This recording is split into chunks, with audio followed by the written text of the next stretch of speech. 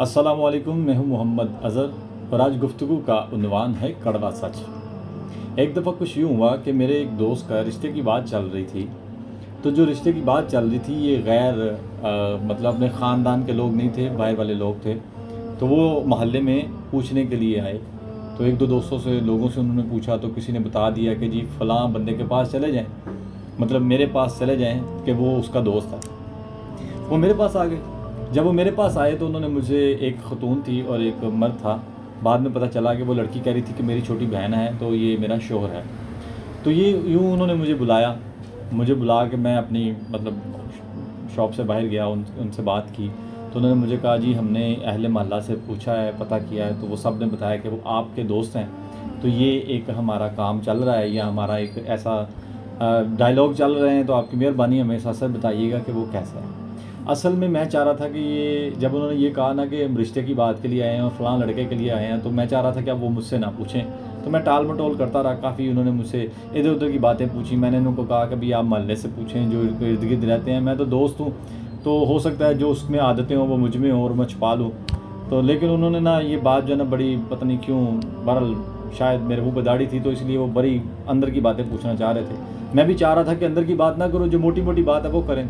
खैर मैंने बड़ा उनको घुमाया और लुबे लुबा बताता हूँ आपको कि उन्होंने ना मुझे एंड पे ना, उस लड़की ने गौर किया, लड़की बड़ी चालाक थी। तो माफ़ी चाहता हूँ अगर कोई देख रहा है, तो अगर उनके घर वाले भी देख रहे होंगे, मुझे पता है वो दोस्त तो मेरा दोबारा नाराज़ होगा, लेकिन वो अब कहता है कि तूने सच किया, तूने ठीक कहा था। अच्छा फिर क्या हुआ कि मैं वो लड़की मतलब उसने मुझे गौर से देखा और उसने मुझे ना फंसा लिया एक बात पे। मुझे कहती है कि अच्छा भाई एक बात बताएं। मैंने कहा जी बोलें। अगर ऐसे लड़के के लिए आपकी बहन का रिश्ता हो तो आप क्या करें?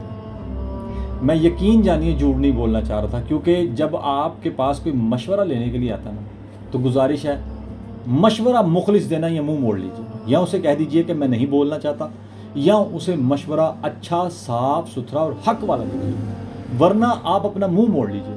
मेरा भी यही इरादा था मुंह मोड़ने का, लेकिन एज अ अखलाकी तौर पर मैं मुंह मोड़ नहीं रहा था, लेकिन मैं सच बोलना चाह रहा था, क्योंकि किसी की बेटी का मसला था और किसी के घर का मसला था।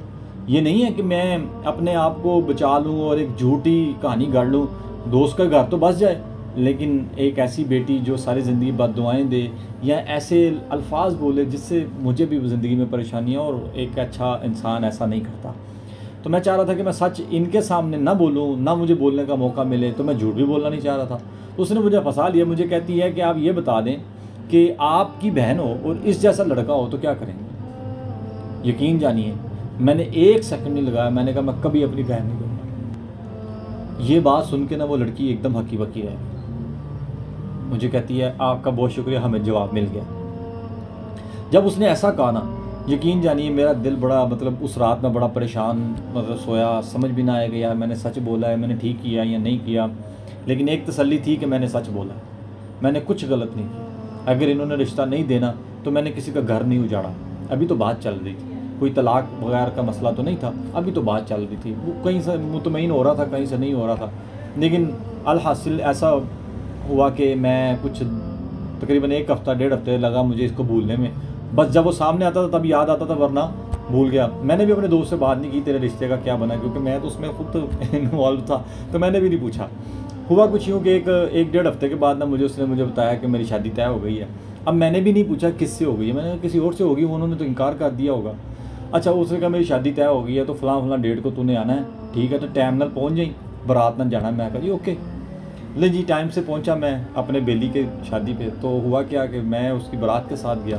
जब देखा तो वो जिस घर में बारात गई वो वही लड़की वही बंदा जिसको मैंने बताया था। उन्होंने मुझे देखते ही ना, पहले तो मेरा रंग उड़ा ना, जो सच्ची बात है मेरा रंग उड़ गया होगा जो उन्होंने देखा, फिर उनके रंग उड़ गए कि अब क्या करें।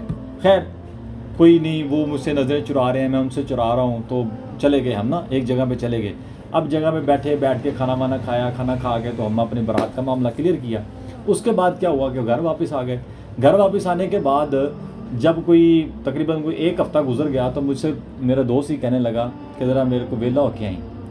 मेरी छठी सेंस ने मुझे कहा कि यार को लगता है कोई मसला हो गया, लेकिन उसने मुझे बुला कर बड़े प्यार से, उनकी अम्मी भी साथ बैठी हुई, तो मुझे कहती हैं कि पुत्र असी तेरा की बिगाड़ा है? मैं कहा जी कुछ भी नहीं। असी तेरे धोखा किया कभी? मैं कहा जी नहीं।